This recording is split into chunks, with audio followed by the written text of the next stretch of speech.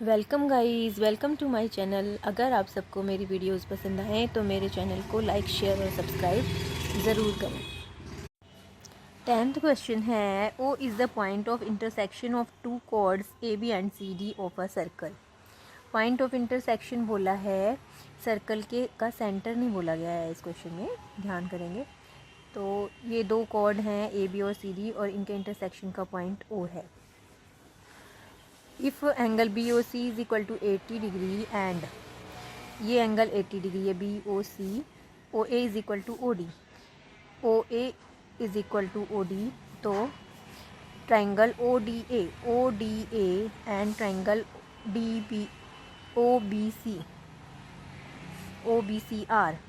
हमें इन ट्राइंगल्स के बारे में बताना है कि इनका नेचर कैसा है, O D A and O B C.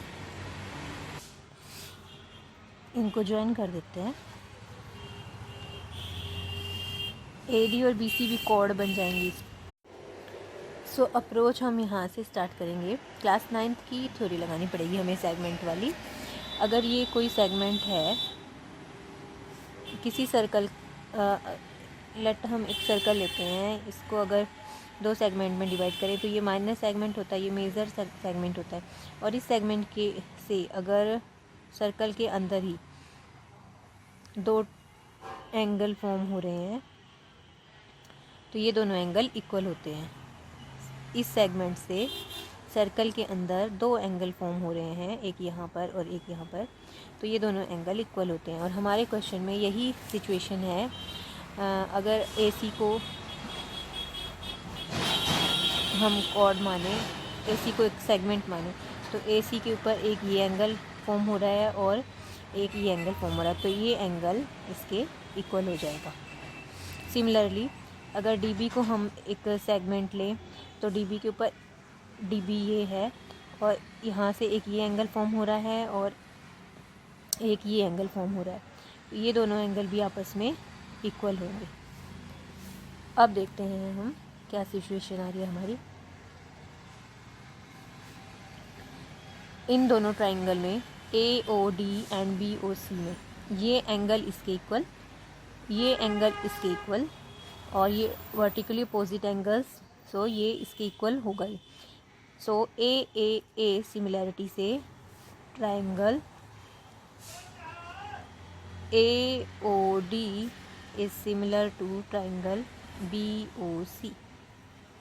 Similar तो हो गए, तो इसका मतलब है कि इनमें से ये ऑप्शन और ये ऑप्शन तो क्रॉस हो गए क्योंकि इनमें नॉट सिमिलर लिखा हुआ है। अब ऑप्शन ए और बी में से हमें चूज़ करना है कि ये इक्विलेटरल एंड सिमिलर हैं या आइसोसेलेस एंड सिमिलर हैं। इक्विलेटरल तो नहीं होंगे, इक्विलेटरल तो नहीं होगा क्योंकि वो सेंटर नहीं है इसका सर्कल का। सो हम देखते हैं आइसोसेलेस कैसे प्रूव करना है, क्योंकि ये दोनों एंगल, ये एंगल इसके इक्वल है और ये एंगल इसके इक्वल है। और गिवन है हमें क्वेश्चन में कि side O A is equal to O D. 9th class में एक थ्योरम था, angles opposite to equal sides are equal. इसका मतलब ये है कि ये दोनों साइड्स इक्वल हैं, इनके opposite angle, angle O A D and angle A D O are equal. ये दोनों एंगल आपस में इक्वल होंगे। लेट दिस एंगल भी एक्स, तो ये भी एक्स होगा। अब ये एंगल अभी हमने इसके इक्वल प्रूफ करा है, मतलब ये भी एक्स है, और ये एंगल इसके इक्वल है तो ये भी एक्स है। इसका मतलब ये चारों एंगल आपस में इक्वल है। अब ये चारों एंगल इक्वल हैं, ये और this and this. Now in triangle O B C these two angles are equal. ये दोनों एंगल आपस में इक्वल है। तो जो अभी थ्योरम हमने लगाई थी कि angles opposite to equal sides are equal, और इस ट्राइंगल में हम लगाएंगे कि अगर कोई दो एंगल किसी ट्राइंगल के इक्वल हैं तो उनके अपोजिट साइड्स भी इक्वल होती है। इसके अपोजिट साइड ये है, इस एंगल के अपोजिट साइड ये है। So sides O C is equal to O B. In triangle O B C, O B is equal to O C. Similarly in triangle O A D, O D is equal to O A. That means these two triangles are isosceles and similar. This option is correct. 11th question है the roots of the quadratic equation x square plus x minus 1 is equal to 0 are. तो पहले हम equation को देखेंगे ध्यान से, x square plus x minus 1। अगर इसके कोफिशिएंट्स देखें हम तो a is equal to 1, b is equal to 1 and c is equal to -1। और क्वाड्रेटिक इक्वेशंस के जब हम रूट्स देखते हैं तो रूट्स हमें डिस्क्रिमिनेंट से मिलते हैं। डिस्क्रिमिनेंट की वैल्यू होती है b स्क्वायर माइनस 4ac। और नेचर ऑफ रूट्स इसके अकॉर्डिंग होता है टू डिस्टिंक्ट रियल रूट्स जब मिलते हैं जब हमें b square minus 4ac is greater than 0। और अगर b square minus 4ac is equal to 0 है तो हमें सेम रूट्स मिलेंगे, टू इक्वल रियल रूट्स मिलेंगे। और अगर b स्क्वायर माइनस 4ac की वैल्यू 0 से कम है तो रियल रूट्स मिलेंगे। तो सबसे पहले हम चेक करते हैं b स्क्वायर माइनस 4ac की वैल्यू कितनी है। b square minus 4ac is equal to b की वैल्यू 1 है, 1 स्क्वायर माइनस 4 मल्टीप्लाइड 1 और c की वैल्यू -1 है। तो b स्क्वायर माइनस 4ac की वैल्यू हमें मिल जाएगी minus minus plus 5। So b square minus 4ac is greater than 0। सो हमें मिलेंगे टू डिस्टिंक्ट रियल रूट्स। अब ये ऑप्शन तो दोनों एलिमिनेट हो गए, नॉट रियल एंड इक्वल, क्योंकि हमें टू डिस्टिंक्ट रियल रूट्स मिलेंगे। अब हमें देखना है कि ये जो हमारे रियल रूट्स हैं वो इरेशनल एंड डिस्टिंक्ट हैं या रैशनल एंड डिस्टिंक्ट है। तो रूट्स आप लोगों ने लर्न किया होगा, जो क्वाड्रेटिक इक्वेशन होता है ax square plus B X plus C is equal to 0, इसके रूट्स हम इस फॉर्मूले से निकालते हैं, प्लस माइनस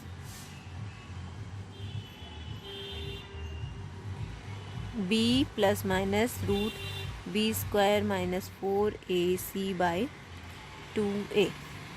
सो हमें मिलेंगे रूट्स b की value 1 plus minus b square minus 4ac की वैल्यू 5 आई है बाई 2।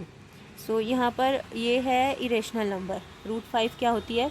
Irrational number. और इरेशनल नंबर में अगर हम कोई नंबर जोड़ें या माइनस करें तो वो भी इरेशनल है। इसका मतलब ये जो ऑल ओवर हमारे रूट आएंगे वो इरेशनल नंबर होंगे, क्योंकि ये यहाँ पर इरेशनल नंबर है। सो हमारा ऑप्शन ए करेक्ट होगा, irrational and distinct. 12th question है if theta is equal to 30 degree then the value of 3 tan theta. Theta की वैल्यू हमें ट्रिग्नोमेट्रिक रेशियोज पता होने चाहिए। tan थीटा की वैल्यू के लिए मैंने टेबल लिख रखी है। अगर हम sin थीटा की भी वैल्यू लर्न कर लेते हैं 0 डिग्री से 90 डिग्री के बीच में, तो हम बाकी ट्रिग्नोमेट्रिक रेशियोज की ईजिली निकाल सकते हैं, क्योंकि sin थीटा की जो वैल्यू होती है उसका जस्ट उल्टा कर देने से, मतलब sin 90 की जो वैल्यू होती है वो cos 0 की हो जाएगी, sin 60 की वैल्यू cos 30 की हो जाएगी, इस तरह से। और sin और cos की वैल्यू पता होने के बाद tan थीटा तो हम sin theta by cos theta लिख के निकाल सकते हैं। यहाँ पर मैंने tan थीटा की वैल्यू लिख दी है 0, 30 डिग्री पे 1/√3, 45 डिग्री पे 1, 60 डिग्री पे √3 और 90 डिग्री पे नॉट डिफाइंड। तो ये क्वेश्चन में दे रखा है कि theta is equal to 30 degree, tan 30 degree कितना होगा फिर 1/√3। सो हमें वैल्यू निकालनी है 3 tan theta, that is 3 multiplied 1/√3 is equal to 3/√3। So option ये हमारे पास है 3/√3, इसलिए इसको करेक्ट कर देंगे। इसको आगे हम रेशनलाइज अगर करके निकालना चाहें और कुछ अगर ऑप्शन आते तो हम इसको रेशनलाइज भी कर सकते हैं। रेशनलाइज करने का मतलब है कि 3 को हम लिख सकते हैं √3 मल्टीप्लाइड √3। 3 को हम इस तरह से लिख सकते हैं divided by √3।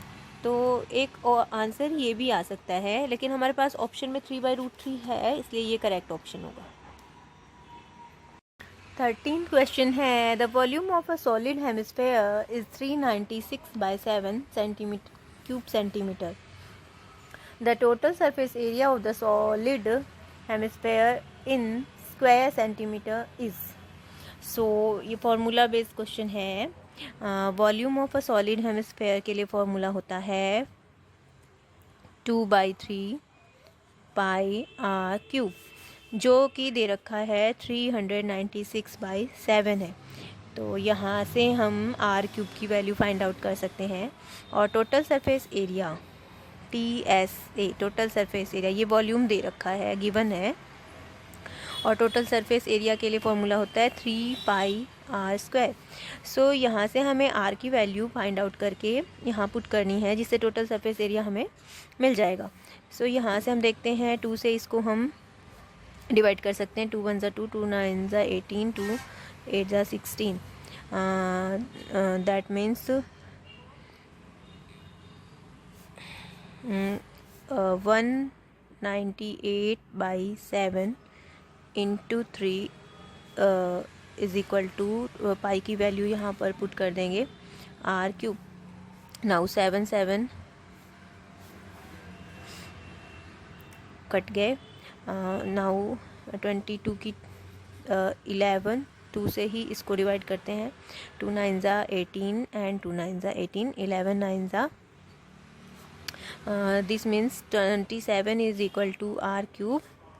this implies r is equal to 3, क्योंकि 3 का क्यूब होता है 27। अब इस r की वैल्यू को हमें यहाँ total surface area find out करने के लिए पुट करना है। 3 into 22/7, 3 into 3, that is equal to 3। ये तो 27 हो गया, या फिर हम इसको ऐसे निकाल सकते हैं 66 इंटू 9/7, 9 6 ज़ा 54, 9 6 ज़ा 54 एंड 559/7 स्क्वायर सेंटीमीटर।